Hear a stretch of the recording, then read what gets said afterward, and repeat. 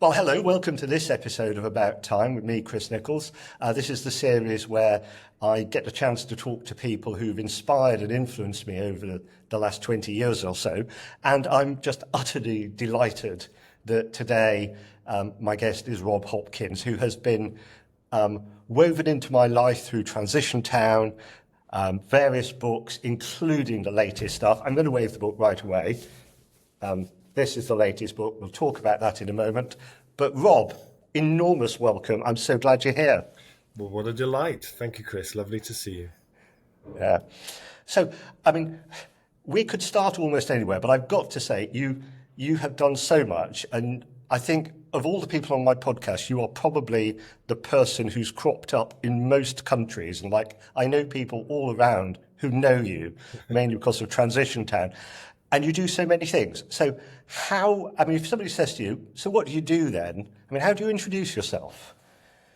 It can take a little while sometimes. I normally say I'm a author, activist, and artist. But that doesn't really tell the whole story, but it kind of works for now. So yeah. Because that's a very important thing as well. Yeah, brilliant. I'd forgotten, actually, when we were doing our chat in preparing for this, I'd completely forgotten the artist, but you do the most brilliant woodcut stuff. So when I was 18, I did foundation art at art college, and I had a dream at the time that I was going to go on and do fine art somewhere, and it just didn't work out. But I was very fortunate, I think, in being one of the very last generations of people who went to art college. And on day one, they said, you all think you can draw and you're all rubbish, and we're going to teach you from scratch. And we learned to do all this, the sort of proper kind of drawing and all of that. And it was really boring for about 4 months, but it was the most incredible training. And I've always tried to keep that up. And then during COVID, I decided that during COVID, I decided to teach myself lino cut making. And then since then I've done courses on how to do etching, dry point etching. So I don't get that much time for it, but I try to make time for it. If I'm on holiday, Yeah, and let me say, you really can draw. I mean, I did the Porth Meal program at St Ives, the 1 year art course, and you get there. It's a mixture of people like me who are passionate amateurs and professional artists, and there's a real mixture, even in professional artists, of artists who can draw and artists who draw just enough. And when you look at your woodcuts, you can draw. You can draw. I can't draw, but I do abstract stuff with great enthusiasm. Can we start by talking about the new stuff? Because you are so busy at the moment with the book, How to Fall in Love with the Future. I mean, how did this come about? I mean, what? Well, I guess for people who I'm new to, my work for about 15 years was involved with the transition movement and support. I was one of the founders of that movement, like you said, and so my work for a long time was kind of being the sort of catalyst and chief storyteller of that movement. So I was always scanning around looking for the interesting stories that were emerging in that movement, and then finding ways to amplify those, whether it was through books or films or blogs or whatever it was. And then in 2018, I took a sabbatical for a year and a bit, and I wrote a book called From What Is to What If, which was about the imagination, our collective imagination, based on the idea that climate change is a failure of the imagination, and climate change is a challenge that demands that we reimagine everything, right? We have to reimagine our education system, our energy system, our food system, and we have to do it really, really fast. And if our collective imagination muscle has become as wasted and depleted and flaccid as ours has, we have a real problem on our hands. So then after that book came out, my work shifted to being much more about designing trainings around imagination. I did a podcast called From What If to What Next. I did lots of work that was then based on that. And then in about maybe 2022 or something, I saw a T-shirt a young woman was wearing at a Black Lives Matter protest in Washington. And it said, "I've been to the future. We won." And it gave me such intense goosebumps. And it really then shifted where I went from then. And one of the rules I'd set myself with the podcast was to never do any episodes with two white male guests, Right. which was a really great kind of a limit to put on myself, which actually opened me up to all kinds of different people. And I came across, I wouldn't call it a movement, but I came across a kind of like a community of writers and activists and artists, particularly in the US, particularly women of color there, who were talking about imagination and who were talking about time travel as a tool for activists in a way that just built off that I've been to the future, we won, in a way that I found so fascinating and inspiring. People like Black Quantum Futurism, artists like Camille Turner, who were playing with time in really intriguing ways. I think I'd maybe, having been around the climate movement and involved in the climate movement for a long time, I think I've got really bored with middle-aged white guys writing books about collapse and extinction. And actually there, what I was seeing was people whose cultural experience was that actually everything already collapsed about 400 years ago, but who, rather than responding to that with despair and bitterness, were actually using imagination and being more playful with time in a way that I just found so inspiring. So that was the thing that sparked the kind of inquiry that then led to this new book. Yeah. Now, I suspect that some folks listening to this won't know those people at all. So could you just say, like in the smallest sketch, like Black Quantum Futurism? I mean, what is that, a person, a group? What do they do? Yeah, so Black Quantum Futurism, they call themselves a collective, but it's mainly two people, an incredible writer, lawyer, and activist called Rashida Phillips, and her partner, who is a performer and musician called More Mother. Her stage name is More Mother. And they live in North Philadelphia, which is an area that is being quite rapidly gentrified. And they run Black Quantum Futurism as a combination of kind of radical Black liberation politics, quantum science and new understandings of time and how time works, and kind of futurism, in particular with roots into the Afrofuturist movement, which is an amazing thing.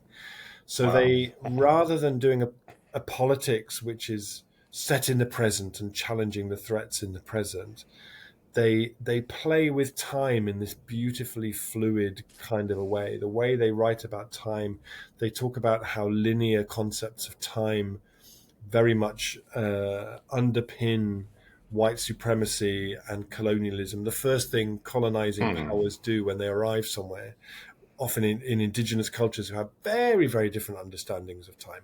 In some indigenous African understandings of time, time actually runs backwards, or indigenous Australian understandings of time, very, very, very, very different, like deep time understandings. And the first thing that colonizing powers do is arrive and put up a clock tower with a bell that rings every hour, and then start to organize life around this, So the book that Rashida Phillips just wrote is called Dismantling the Master's Clocks. And it's very much about linking together race and time and time travel in a way that I just think is amazing. And isn't that a great title just in itself? Yeah. Just a brilliant title. They recently did, for example, so they do all sorts of just fascinating things. And they recently did a residency at the CERN Hadron Collider, all about different understandings of time. And the way they work, their iconography, the way they talk about time, for me, they're like, as soon as I came across their work, I was like, there's something just extraordinary here. And I recommend people check them out. They're amazing. Yeah, brilliant. So anyway, sorry, that was me interrupting you when you were talking about how you came to write the book. So I mean, do carry on, but I mean, when you introduce the book to people, I mean, what do you say about why should people read it? Why should people read it? Yeah. I feel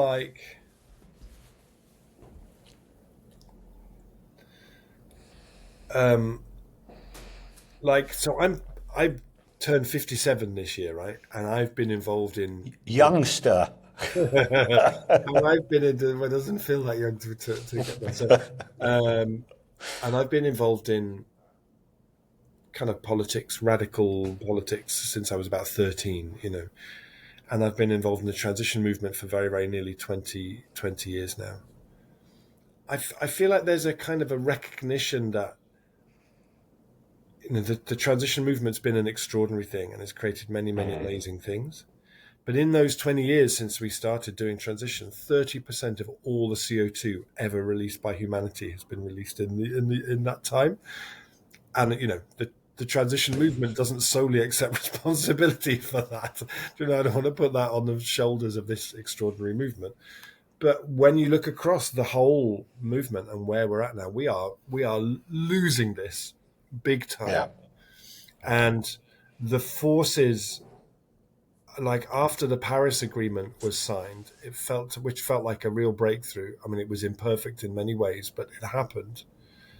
What we've seen since then, I think, has been a huge concerted pushback by big oil, meat, plastic, all those industries pushing back, to the extent of getting people like Trump elected, and Trump, I'll do whatever you want to do, right? So, there's a graph that I always show in my talks, which shows, if we had started meaningfully addressing the climate emergency at scale in the year 2000, it was a pretty gentle, wouldn't have been that hard, really. And we faffed and faffed and faffed, and it means that line has got steeper and steeper and steeper. Whereas now, to even have a chance of staying under 2 degrees is pretty much a perpendicular drop. Yeah. So I interviewed Peter Kalmus, who's an amazing, amazing climate scientist in the US, and I said, as a climate scientist, your job is to tell us all the worst case scenarios to motivate us to actually doing something, and you do it brilliantly. But what is the best case scenario? Yeah. What's the thing that we could achieve if we did everything we could possibly do? Because no one ever talks about that, and he said, it's what I would call going into emergency mode. And emergency mode means a rapid phase out of fossil fuels, rapid phase out of industrial meat production, and then combining that with all the natural ways we know at scale we can draw CO2 down. We could stay below 2 degrees, and then we could start to stabilize things. And I said, that's brilliant, Peter, but emergency mode is a terrible name for it. Rubbish. No one's going to go, yay, let's do emergency mode. So the book is really an exploration of, right, okay, that's what we need to do. Like, our survival depends on that, right? The book is not there to negotiate with physics. That's the reality of our situation. But then the question is, how do we make that?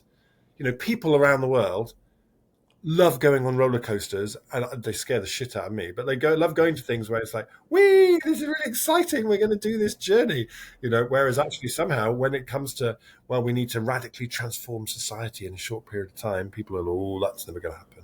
Oh, that doesn't work. So for me, it's like, well, let's not call it delicious. Let's not call it emergency mode. What if we called it like delicious opportunity mode or thrilling adventure mode? Because the way we talk about it's really important. And then the book really is sort of framed around 2 key questions for me. One of them is, what if we saw the primary purpose of our activism as being the cultivation of longing? So that people wake up in the morning and deep in their heart is this longing to create that world. And with that comes a recognition that climate scientists and climate activists really aren't great at cultivating longing. It's not what they do, right? But there are people in our culture who are brilliant at doing that, and they're artists and writers and poets and storytellers. And we can't do this without those people. So the book is partly a kind of an appeal to those people to say, we cannot do this without you, and this needs to be a shared act of longing creation. And then the other one is, what would our activism look like if we acted as though time travel was possible? So it's a kind of a playful, theatrical thing, which is about giving people I say in the book, one of the things I love to do in the work that I do, and you came on the workshop and Yeah. experienced, is to give people experiences where afterwards they can say, when I was in the future. Absolutely. Like we have to do, like there's that lovely Yeah. quote by Rilke where he says the future must enter into you a long time before it happens. What Yeah. does our activism look like if we work like that? And so when I was researching the book, I interviewed lots and lots of people, most of whom I'd never heard of when I started.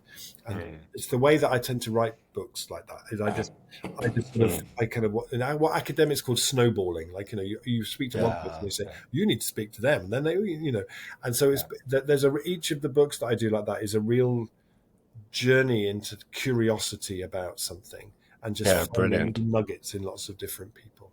Yeah. That's brilliant. I mean, one of the joys of doing this series I'm doing is seeing the threads linked together between people's stories. And yesterday I was recording one with Jean Bolton, who's used to teach complexity at Schumacher, amongst other things, has just written The Tao of Complexity, brilliant book.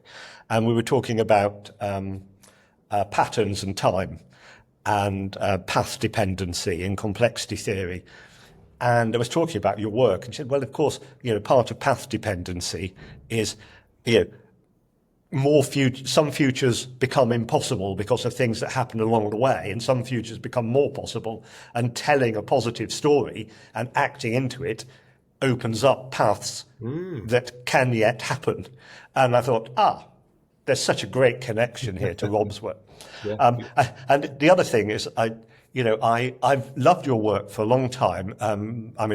My own background, we've worked with deep time and appreciative inquiry for ages as a kind of Trojan mouse in the corporate world.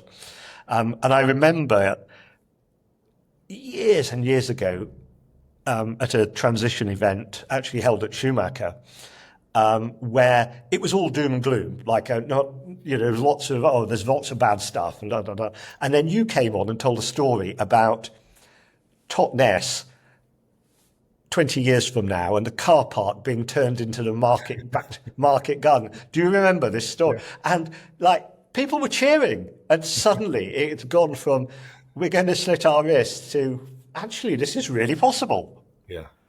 Yeah, and it just viscerally shifts stuff. Yeah, I mean, part of the journey towards writing this new book as well was that after I saw this, I've been to the future we once saw, and I got invited to London by Extinction Rebellion when they did the big one in November 2022, I think it was, and they asked me to come up and speak, and I had just seen this T-shirt, I've been to the future we want, and I thought, right, I'm going to do something a little bit different. I always like that thing of the things that make me feel really uncomfortable and make me think maybe this is career suicide are actually often the most interesting things and open up all sorts of interesting new possibilities. So I bought a cheap hazmat suit in a hardware shop, and I bought this kind of space helmet thing. It is a brilliant space helmet. It is really a big helmet. It's like a massive goldfish bowl that you can wear for about 2 minutes before the oxygen run out. And on a cold day, you have to keep turning it round because it misses up all the time. Not very practical. But we always say that our time travel suits, we have to wear them because they have a very strong anti-cynicism coating. So it means that when we travel to the future, it means that any cynicism that we might have bought from the present day doesn't impact what they're doing in the future, where they're really, really on it. And I gave this talk like as if I had just come back from 2030. And I had just parked my time machine around the corner, and I just came back, and I had to come back and tell everyone because I was so thrilled and excited about what I'd seen. And I described the bicycle rush hours and all this amazing new infrastructure and the urban gardens and the sort of look in people's eyes of how exciting it was. And people told me that they still had hangovers from the party they had that celebrated when BP and Shell collapsed in 2027. And then there was this moment about 2/3 of the way in, when I looked, so it was a bit like a sort of 1950s kind of soapbox lecture. Mm-hmm. Everyone was all crammed in really tight around me, while I was doing it. And I said something like, and standing here, having been there, standing here and being able to tell you about it, it makes me feel really emotional. The fact that I've been there, seen it, the fact that I can tell you about it. And I looked around the people who were closest to me, and there were tears on people's faces. And I thought, that's really interesting. Like, what's happening here? What's happening here? I think if I had just stood up and said, oh God, there's this climate thing, and have you seen the tar sand? Done the usual like extinction and collapse thing. You maybe you get tears on people's, but they're very different kinds of tears. These were like tears of kind of longing and possibility and there's an amazing woman in France called Anaïg Plassard who's been very inspired by this time travel stuff that I do, and she did a TV program for French TV called Return to Plabennec, which is the town that she grew up in. Right. And in this program, she goes around the town dressed as a time traveler with an "I've been to the future, we won" sign, and sort of uses that as the way to motivate people in her town to get involved in time travel. And she's built this time machine thing, and she runs all these time machine workshops. She's really just gloriously bonkers. And last year, when they had the election in France, and after the first round, the far right were ahead after the first round. And she and the left finally got their shit together and made this thing called the Front Populaire. She went to one of the big Front Populaire marches in Nantes in her full-time travel costume with her "I've been to the future, we won" sign. There was a photograph of her standing with the march behind her. And that photograph got into every French newspaper, mad on social media. She got on TV with it. And I said to her, why do you think this stuff works? And she said, because I think in times when people are when the future feels really uncertain and scary, to have in effect someone who just pops back from the future and says, it's all right, it's going to turn out, you're going to love it, it's going to turn up. Yeah, it looks really shit at the moment. Yeah, I know. Yeah. But it's all right. We turn the corner really soon, and then you're going to love where we get to. There's something really powerful to that, I think. Yeah. It's like you create new North Stars for people. It's really, and the way that there's one of my favorite quotes in the book. I write in there a lot about Sun Ra, who was this amazing jazz musician. Who told everybody that he wasn't a human being. He was actually an angel from Saturn. And I read an article that described him and his band, who always dressed like they were from space. And I read a review from the 80s that said they looked like a nativity play where everyone had decided to come as the three kings. And they all lived in a house together, and we're dressed like that to go to the laundrette, go to the shops, whatever it was. And it described them as everyday utopians. And it said Sun Ra did what he did with an unshakable certainty and deadpan humor. And that's the kind of quality. Like when I do my workshops and when I do big talks and I say, I've bought my time machine, we're going to time travel together. It's not a joke. It's the unshakable certainty, deadpan humor. Of course we built a time machine. We've done it in Totnes. I've got evidence for you. Let's move on. And that's the beautiful thing about time travel, is that if I say to everybody, look, this cup is actually a time machine. No one ever says, oh, Rob, come on now, explain to me the quantum mechanics of how a lump of baked clay could possibly travel through time. People go, oh, cool, where are we going? There's a lovely suspension of disbelief that happens, which I think we need to make a lot more use of in climate activism.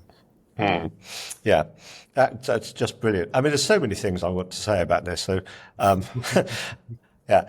But actually, I'm just going to make another link. Very first episode in series 1, we have Jeff Mead, who's a storyteller and teaches storytelling. And his latest thing has been a master's degree in therapeutic uses of creative writing. Beautiful. And there's so many connections to what you're saying right now. And the work he does around helping people to find another story, not as a delusion, not as a, look, it's all going to be all right. There's loads of bad stuff. There's loads of possible futures that are horrible.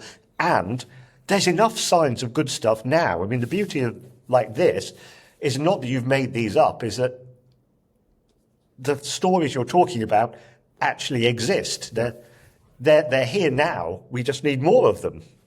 Yeah, and I think, that often we have this polarity in society, which is like, we're talking about the future. Okay, is it a dystopia or is it a utopia? It's like, well, maybe it's neither. Actually, do you know, like for me, I'm not interested in what 2,275 is going to look like and what kind of hoverboards we have or what planets we're also on. I really, like, if we get that far at this point, that's kind of a miracle. You know, it's like actually so what I do is there's a lovely there was a film called 2040 came out a couple of years ago by, an Australian director called Damon something. Anyway, and it was like an attempt to sort of set out the kind of future he would like his daughter to have, and it used CGI in really interesting ways. Bits of it I loved, bits of it I thought were a bit more kind of problematic, but it was a very brave thing to do. He described that film as an exercise in evidence-based dreaming, which I think Wonderful. is beautiful. And that's Lovely, kind of what I do, right? So it's like so the best thing we have in the world at the moment for the only thing we have as a route map for how we might actually not just boil ourselves is the Paris Agreement. And the Paris Agreement says that by 2030, we need to have cut our emissions by 48%. So I am far more interested in what that 2030 would be like, because it would look almost the same as what we have now. We're not going to like pull down London and rebuild it as passive houses with gardens on the roof. You know, it's basically going to look like what we have now. But if we did that, it would feel like a world where the direction had changed. Like rather than going up and up and up every year in terms of emissions, we'd be halfway down the other side, and we would have the momentum behind us that we were going to get to the zero by 2050.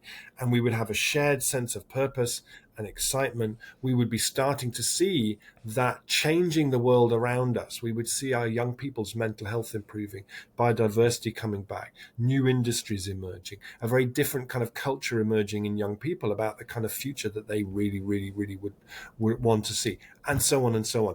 And so what I try and do is I focus on that 2030. That 2035, that's far more interesting to me than in 100 years' time. And the more that we can bring that alive, there's an activist who lives in Berlin called Wasima Labic, who I write about in the book, who does futures work with the Muslim community there. She calls it Muslim futures, and she's coined this term sensual futuring, which I just think is so beautiful. It's like, what would that 2030 smell like? What would it sound like? How can we create kind of pop-up tomorrows where people can experience it? And you know, I was watching The Handmaid's Tale a while ago, which is some of the bleakest, most dystopian, horrific, extraordinary. She wrote that in the 1980s, you know, and it's about a fascist takeover of the US, make America great again. I mean, it's quite something. But in the TV series of The Handmaid's Tale, they do this amazing stuff where they take really iconic landmark places in America, like the Lincoln Memorial, whatever that place is called in Washington, with the spike at one end and the kind of the mall, Washington Mall. Yeah. So she does the mall, but in a dystopian one with all the handmaids and dystopian fiction does that stuff really beautifully. Like it's much more powerful if you set it in Trafalgar Square, if you set it in outside Downing Street, whatever places we know really well. So, well, why don't we do that with Throughtopian stuff? You know, like So I'm very kind of taken with all of that. You know, how do we? 2030 is so much more interesting to me than 2,300. Yeah, brilliant. And you know, just last week I was at Exeter University for the Global Tipping Points. Oh yes, I'm very jealous. I'd have loved to have gone to that. Yeah, and you know, so Johan Rockstrom kicked it off, and Tim Lenton was there, and there was plenty of, you know, bad news about just how the research now shows just how interconnected the tipping points are and just how bad some of them are. And at the same time, Tim Lenton's new book is Positive Tipping Points. And I think it's coming out this autumn. Yes. And there was an equal number of panels, or more or less equal number, researching the good news, because there is plenty of good stuff happening on whether it's EVs or solar or wind. Um, and we need some good news like that on like the Amazon, which is so close to an absolutely devastating tipping point, and and that would be so bad, and we need some good news stories about that. But it's happening. You are seeing positive tipping points coming into the global tipping points dialogue, which I think matters a lot. Yeah, hugely, Yeah. really, and it's it's Yeah. why, like, so there's a chapter in the book called "Adjust Your Disbelief Suspenders," which is stories of things that I've seen. I have this lovely role in the transition movement where I get invited. I never fly, so my radius is the places I can get to by train. But I travel all across Europe to go and visit different things and different Yeah. projects. And people take me and show me different things. And so there's a whole chapter which is about how we need to stop using the word impossible and replace it with the words not yet, because so many of the things we're told are impossible. Of course they're possible. Because I can take you and show you them. Like Yeah. we could have a world where, with the most incredible cycling infrastructure, where the people use. Because that's what already exists in Utrecht. We could have cities that are redesigning their food system as building a food belt around the city, because that's what they're doing in Liège. We could have car-free neighborhoods. We could redesign our neighborhoods so that the cars are completely designed out of the fabric of them, and we know that because you can go and see that in Freiburg in Germany, etc., Yeah. etc., etc. All these different things. We could massively reduce flooding, draw down huge amounts of carbon, and turbocharge biodiversity just by reintroducing beavers and just letting them get on with it, because that's just what they do naturally. So, Yeah. when we live in a time where governments love to throw money at innovation. Everyone loves innovation. I don't think we need to be throwing tons and tons of money at innovation, because we already know how to do everything that we need to do. What we need to be throwing money at is the kind of social innovation, like the technologies, the social technologies, the artistic technologies that allow us to cultivate longing at scale. As Don DeLillo, the novelist, said, longing on a large scale is what makes history. Without the longing, you can come up with all sorts of amazing, whatever technologies you want, unless you've got that hunger in a population to make that Yeah. happen, of people who are like, that's our future. I want my Yeah. kids to grow up in a future like that, in cities Yeah. with a food belt, with rivers so clean people can swim to Yeah. work, with more trees than people, etc., etc., etc. Then it's just not going to happen. So can we just stop talking about innovation all the time, which usually means AI, which is a Yeah. profoundly terrifying thing to me? Can we actually start looking at technology and progress as being the social glue, the longing, the hunger that's going to make this stuff happen?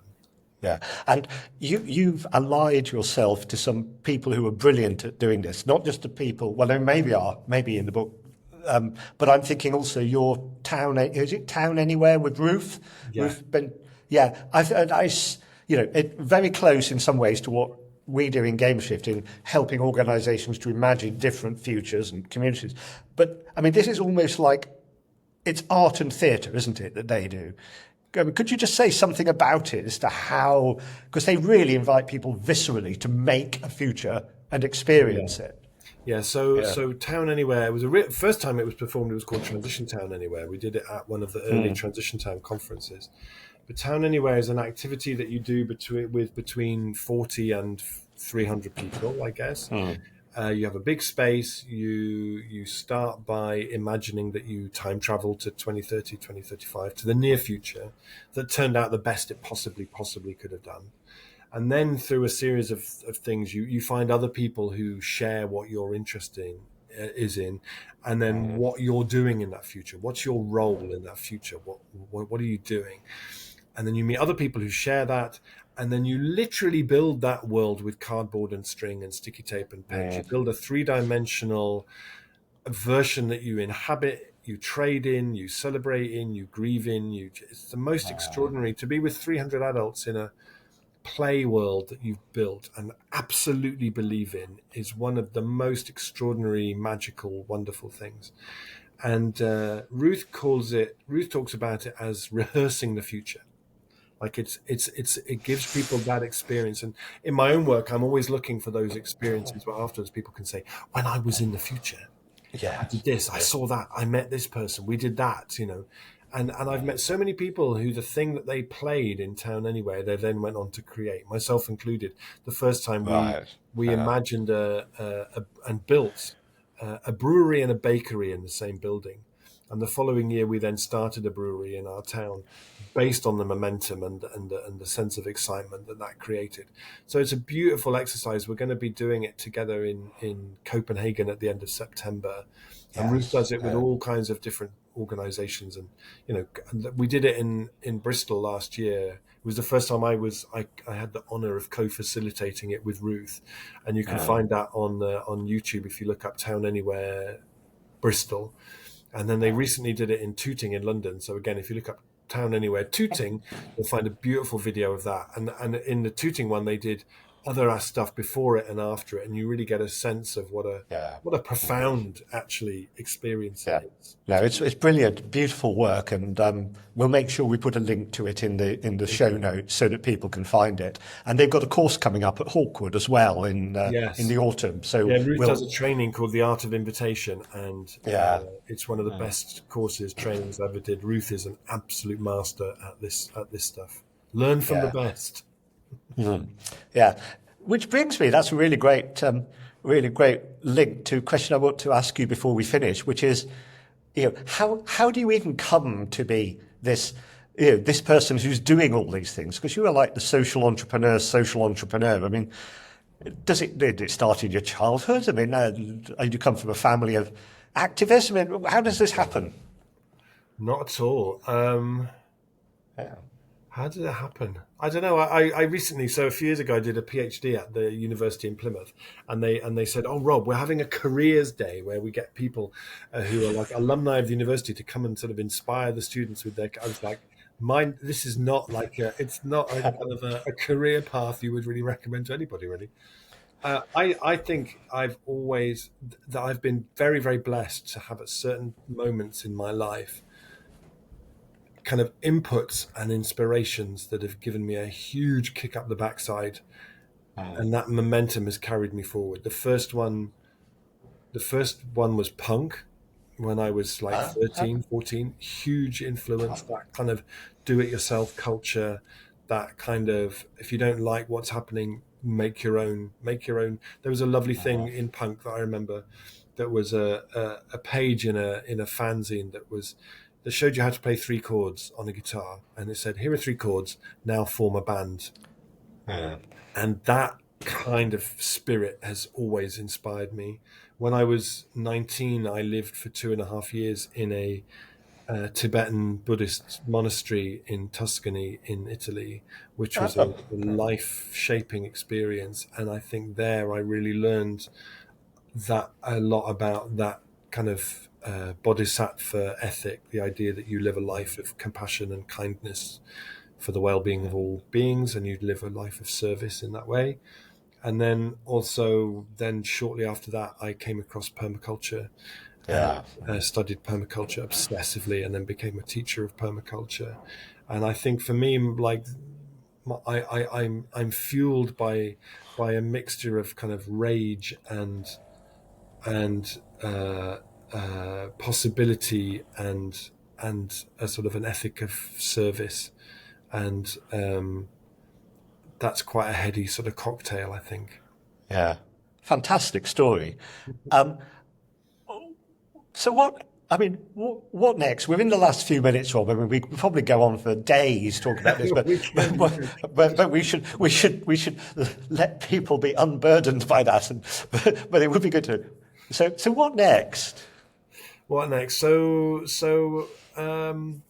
I have been working with an amazing young ambient electronic music artist called Mr. Kit. Oh, you have to tell that story, Rob, because how you Yeah. met Mr. Kit is just brilliant. So during COVID, I found I was listening to lots of ambient electronic music, which is a whole gorgeous genre that because I find if I listen to music that has beats or that has lyrics, I can't concentrate. But that kind of music I can listen to and concentrate, and it's beautiful. And so I was going on this sort of journey of discovery into this whole extraordinary body of work. And some of those artists use field recordings in really interesting ways. There's a Norwegian artist called Biosphere who makes the most extraordinary music using field recordings. And as I was listening to it, I was thinking, what if you made music where the field recordings came from the future? Like if you could beam them back, maybe that's what could cultivate longing at scale, is by saying we've actually got actual recordings from the future. We're going to play them to you. And I found that I was visiting these different places like Utrecht, like the Vauban in Freiburg, and that already sound like the future needs to sound like. So I took my Zoom recorder and I started making recordings. And then there was one piece of music I was listening to by this artist called Mr. Kit, which ends with this gorgeous, this beautiful piece of music. And it ends with what sounds like you're standing on a beach, listening to a firework display, standing with a whole community of people watching a firework display. And you get this sense of kind of awe and community. And I thought, if I did this project, I'd love to do it with that Mr. Kit guy. But I bet he's like, impossibly cool and lives in Berlin or LA and never answers emails. And then I looked him up and he lived in the same town as me. He lived in Tottenham. And it turned out that he actually knew one of my kids. They used to DJ together like 10 years ago or something. So I was like, this is ridiculous. So I met up with him and we had a coffee and I said, look, I've got this idea. And he said, I love it. Let's do it. So we had this beautiful creative process where I always remember I read this biography of the great Captain Beefheart, who I love Captain Beefheart. And it said that there was someone in his band who would say, in rehearsals, he would say, yes, like that, but more yellow. And I with Kit I had that kind of relationship. I could say this track is kind of like blue, like sort of pale blue, sort of yeah, okay, I've got it. And so we made 8 tracks, which have just been released as a gorgeous double vinyl record. Vinyl, yeah. You can buy if you go on Bandcamp and you look up Field Recordings from the Future, or there's also a webpage, fieldrecordingsfromthefuture.co.uk. And in parallel to that, we made videos, editing with my son Arlo. We made these beautiful kind of impressionistic video pieces that accompany each of the tracks. And then we built this live show where we project those images all around people, and the sound system is all around people. And we kind of pick people up in 2025 and we take them to 2035. And we've performed it a couple of times now, and it's just a magical thing. And so we recently got some funding from a Danish foundation. So next year in the UK, we're going to do a tour to go to 5 or 6 different places, taking Field Recordings from the Future on the road, working with Manda Scott and her Throughtopian storytelling work as well. So it'll be accompanied by her running workshops around that. So that's so for me, the future is like, I don't know. Let's see. I don't know what will work. Maybe building time machines and taking them on the road. We've built this amazing predict your future machine where you press a button and it prints out your future. I want to build a whole arcade of different sort of seaside devices that connect you to the future in different ways. And all I know is that what we've been doing before isn't working enough. So who knows what might be the thing that works? Maybe it's arcade machines that connect you to the future. Maybe it's ambient music. Maybe who knows? Who knows where this stuff goes? But it's really good fun, and it seems to touch people in a way that I think we need to be doing at this moment. So, yeah, brilliant, Rob. I mean, this has been absolutely fantastic. Let me just say a couple of words to close off the session. I'll come back to thank you properly. I just want to say, folks, terrific episode related to this book and Rob's other book, From What Is to What If, this one, How to Fall in Love with the Future. If you get a chance to go to any of Rob's events, including the ones from Mr. Kit, do. They're absolutely brilliant. I've been lucky enough to go to 2 now. This episode has so many links to other episodes in the series. So what I'll try to do is write a little blog to go with this one and show some of the links for you so you can dig into different episodes of About Time and see where the links are. Rob, thank you so much. It's been brilliant to do this one with you, and I'm so glad you could do it. My pleasure. Thank you, Chris. I would just one last thing that I would add is that I do a newsletter every month called the Time Traveller's Gazette, where people can keep up with my adventures. So if you go to robhopkins.net and you put your email address into the email newsletter box at the top of the page, you'll get that every month. Do it now. Right. And thank you so much, Chris, for inviting me. It's been lovely. You are so welcome. We will get from you any links you want to share and we'll put them with the notes for people. That'd be great. Rob, thank you very much. See you. Thank you. Bye-bye.